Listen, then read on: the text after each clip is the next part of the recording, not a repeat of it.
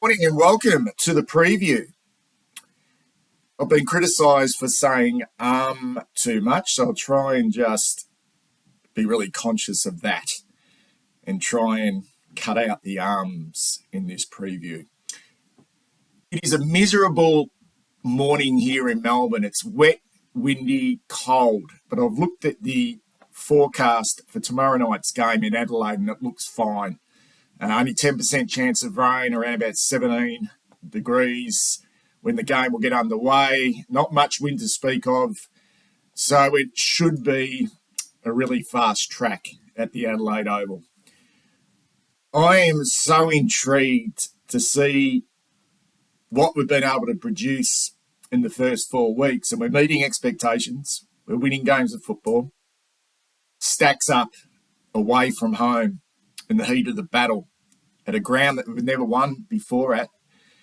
We can't shy away from that. That is a horrific and horrendous record at the Adelaide Oval. We've been beaten up so many times at that ground. And we're up against a team who are playing with so much confidence and belief at the moment. And you look through this Adelaide team and it's not like there is sort of stars on every line. They're just a really cohesive group at the moment who are playing for each other and with so much energy. And there's little doubt just listening to their coach, Matthew Nicks, in his press conferences, whether that's before the games, the build-up to the games or post-game, that there's been a real emphasis on this block of games at home. You know, first the showdown, which was a wonderful win. And then last week they just dismantled Fremantle, who aren't in good form, let's face it, who aren't in good form. And now to open up Gather Round, a big occasion, 50,000 plus fans at the Adelaide Oval tomorrow night. Yeah, the pressure will be on. And he's really built this up, the Adelaide coach. And they have been up for the fight. And this game worries me. It really does. And I am fascinated to see whether we're able to match that enthusiasm and intensity that Adelaide have showed over the last couple of weeks. So the heat is on.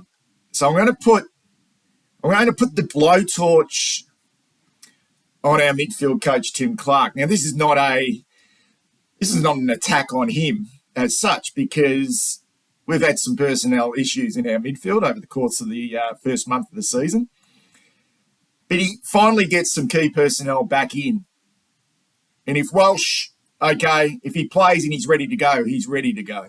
And generally, players come in off a long break and they hit the ground running straight away. And there's usually a little bit of a lull after that. Kennedy's been out for 2 weeks. Apparently he's ready to grow. Cripps, Chera, Hewitt. Now that is, on paper, is an A-grade midfield.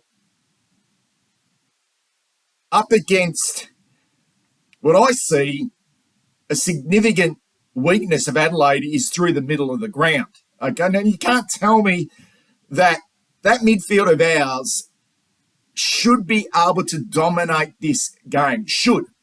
I emphasise should be able to dominate the game. Now, if we can't,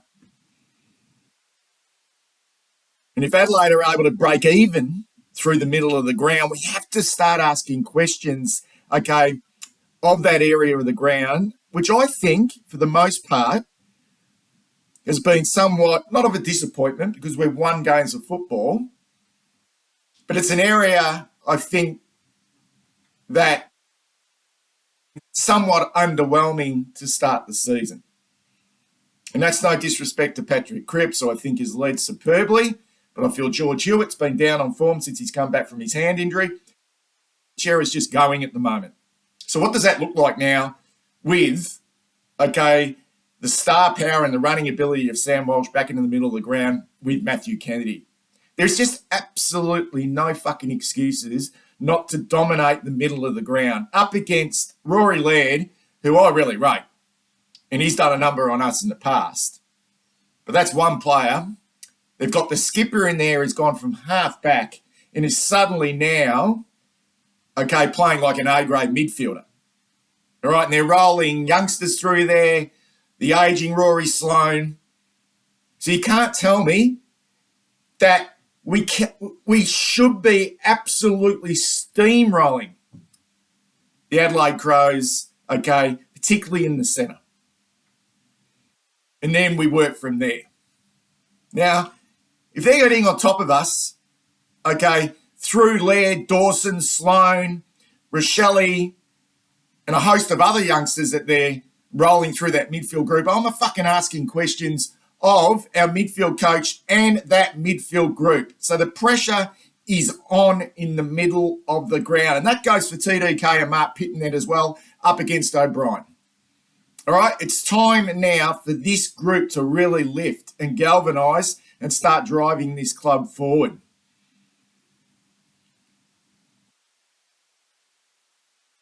Worries me if we can't. The thing that worries me the most, if we can't dominate that area of the ground, because I've been really comfortable with our defence. I think they've been great. I feel we'll be exposed somewhat with not having Sam Docherty there, so it has to be a like for like. And Cotter has to come in. He plays a similar type role. He's hard at the contest. He will provide some run. Now, asking Chincotta, he's 26 years of age, to come and make his debut in a hostile environment, that's a big ask. But that's AFL football. Okay, so I'd be gobsmacked if Chincotta doesn't play. Now, if we go with the conservative approach and play Lockie Plowman, I think we're setting ourselves up to fail. All right? But the area of the game, if our midfield can't get on top, I feel, and this is the area that worries me, is what I'm calling the connectors. And I feel this is where Adelaide strength really lies. All right, they've been able to put Dawson in the middle, all right, which is a big move on their behalf, and he's been very, very good in there. But I think they've been able to get some time into Mitch Hinge on a halfback flank, and I think Brodie Smith still provides that real sort of dangerous run and carry, so they don't lose out much there. But I feel like they're connector players, and what I mean by connector players are the ones who play as small forwards and high half forwards. And that's where their strength lies. And that's where they get their real energy and their ferociousness around the ball. And they're all relatively unknown. Okay, and they all, from a fan perspective, get under your guard. So when we take on Adelaide tomorrow night, I think there's going to be some players that will surprise us from Adelaide, who played exceptionally well in the showdown and played really well against Fremantle last week. And he's got into the head of these players because they are purely role players. Okay, so I talk of the likes of Saligo, Ned McHenry, Lockie Murphy, obviously Rochelle, who's spending more time in the midfield. And the big one is Ben Keys. Okay, he's getting some small midfield minutes, but mostly he's playing as a really hard-working high half forward. Okay, and his work rate is incredible. And his attack at the ball is incredible as well. Sure, he lacks, a little bit of class going inside forward 50, but his ability to win one-on-one contests and to work his direct opponent over, and last year it was Adam Sard. He did a number on Adam Sard last year. I feel, pardon the pun, I feel like that group of players are the key. Okay? And without Sam Docherty down there to lead our back half in that respect, I feel like it exposes us somewhat. So, for me, this is a connectors game. If Adelaide are on top, of that part of the game, and I think they will be, I think they've actually built themselves up for this contest.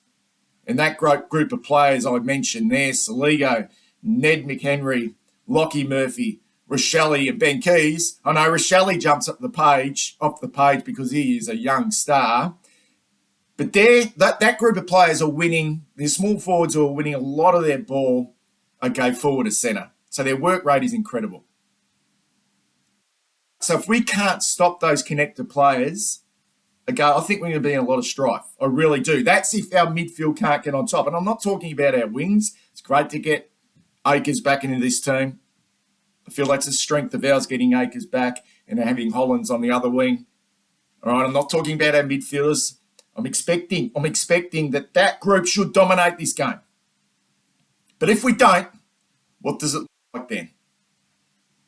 All right, because that there, right there, those connectors, okay, could be the difference. Because then I start to look at ours, and this is where I feel like we still are asking a lot of questions. Okay, so our connection from the outside going inside forward 50, and are we getting bang for buck?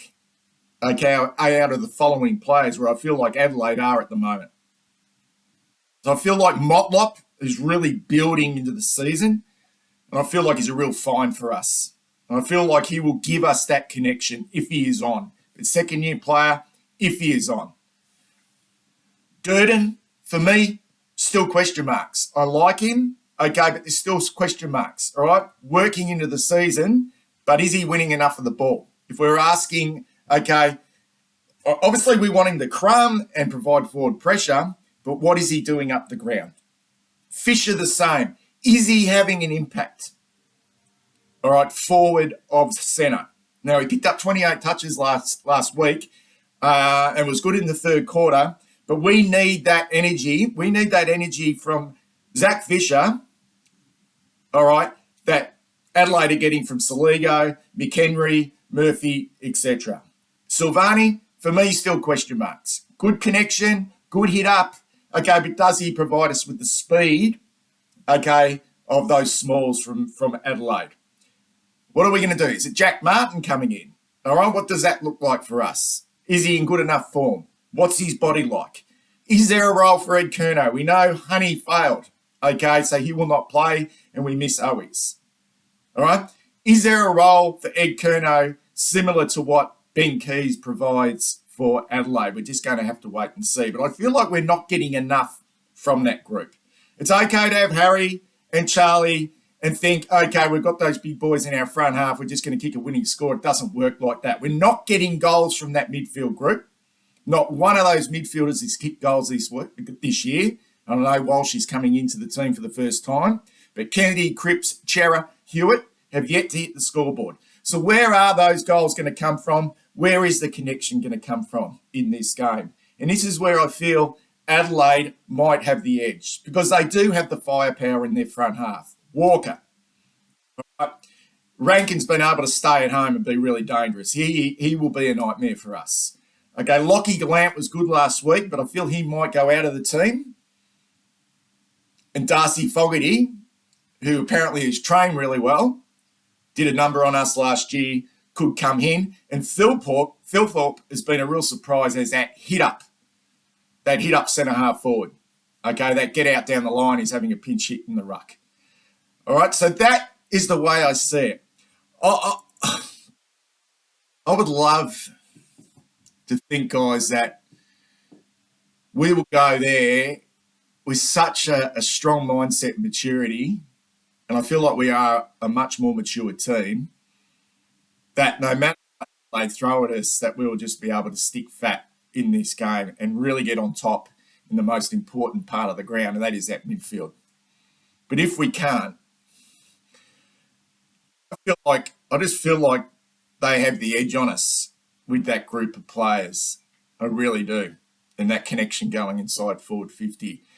And no matter how good our defence has been this year, okay, they've got some significant strengths in their front half that could cause us all sorts of headaches in front of a really, really hostile crowd. And if they get going like they did last year, I'm not saying it can get ugly, but they can make it really, really, really difficult for us. So the heat is fucking on. Let's go Blues.